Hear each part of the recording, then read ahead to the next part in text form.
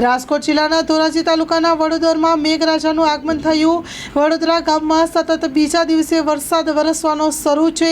આજે વહેલી સવારથી જ ભારે ઉકળાટ હતો। બપોરના સમયે આકાશમાં ઘેરાયા કાળા ડિબાંગ વાદળો। વરસાદ વરસતા વાતાવરણમાં ઠંડક પ્રસરી હતી।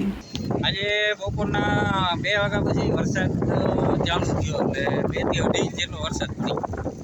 તો અત્યારે પાણી અમારા ગામના જીવાદોરી સમાન તળાવમાં પાણીની આવક સારી એવી ચાલુ છે।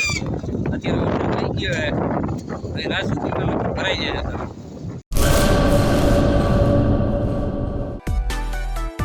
માં motor driving, safe and sure driving. Driving એ શોખ સાથે આપની મોટી જવાબદારી પણ છે। અમારા ઇન્સ્ટ્રક્ટર દ્વારા સચોટ અને સરળ માર્ગદર્શન।